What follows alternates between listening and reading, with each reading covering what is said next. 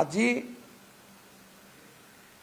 বৰচলাত ৰাইজৰ দলে টিকট বিচাৰি আছিলে, মাহমৰা ডিমোত ৰাইজৰ দলে টিকট বিচাৰি আছিলে, কিন্তু কংগ্ৰেছ দলে তাত প্ৰাৰ্থী দিছে।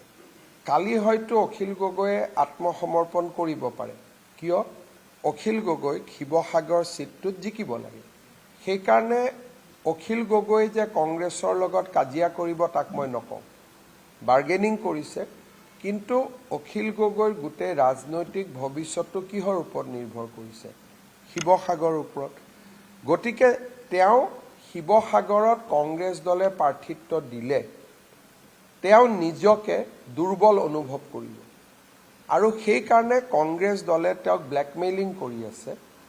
বাহিৰত অখিল গগৈয়ে কথা বাৰ্তা কোৱা এজন ডাঙৰ নেতা যেন লাগে, কিন্তু বৰ্তমান অখিল গগৈ ব্লেকমেইলিঙৰ চিকাৰ হৈ আছে, আৰু লাষ্টত দেখিব তেওঁ কংগ্ৰেছৰ মতে সকলো এৰি দিব, কাৰণ শিৱসাগৰ চিটটো তেওঁ জিকিবৰ কাৰণে তেওঁৰ নিজৰ সাহস বৰ্তমান নাই।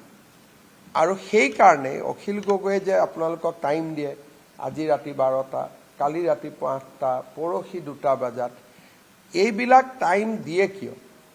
তেওঁ কংগ্ৰেছক ভয় খুৱাব যত্ন কৰে। কংগ্ৰেছেও বুজি পালে যে অখিল গগৈৰ দুৰ্বলতাটো শিৱসাগৰত লুকাই আছে, সেইকাৰণে কংগ্ৰেছেও ব্লেকমেইল কৰি আছে। এতিয়া ৰাইজৰ দলেও কংগ্ৰেছক ভয় খুৱাব খোজে, কংগ্ৰেছেও ৰাইজৰ দলক ভয় খুৱাব খোজে।